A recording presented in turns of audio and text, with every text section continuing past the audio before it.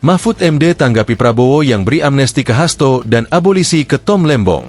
Mantan Menko Polhukam Mahfud MD menilai pemberian amnesti kepada Sekjen PDIP Hasto Kristianto dan abolisi untuk ex-Mendak Tom Lembong sebagai langkah strategis Presiden Prabowo Subianto dalam penegakan keadilan.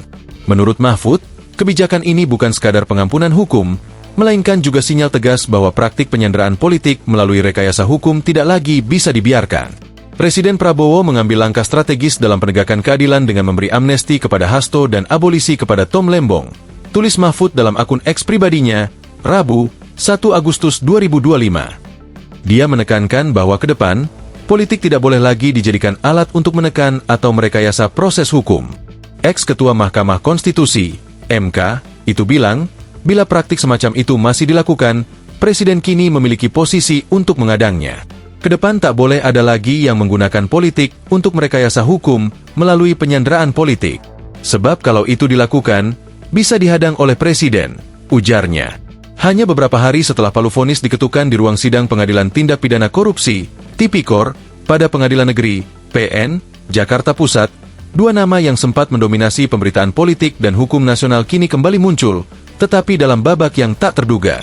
Hasto dan Tom Lembong menjadi dua dari ratusan nama yang tercantum dalam surat Presiden Prabowo Subianto kepada DPR.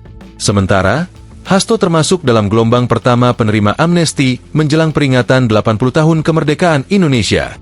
Presiden mengajukan dua surat resmi pada 30 Juli 2025. Keesokan harinya, Wakil Ketua DPR RI Sufmi Dasko Ahmad mengumumkan bahwa parlemen telah memberikan persetujuan. DPR RI telah memberikan pertimbangan dan persetujuan terhadap Surat Presiden nomor R43 Pres, tanggal 30 Juli 2025 tentang permintaan pertimbangan DPR RI tentang pemberian abolisi terhadap saudara Tom Lembong, kata Dasko di Kompleks Parlemen, Kamis, 31 Juli 2025, malam. Tak hanya itu, Dasko juga mengumumkan pemberian amnesti kepada lebih dari 1.000 terpidana, termasuk Hasto Kristianto.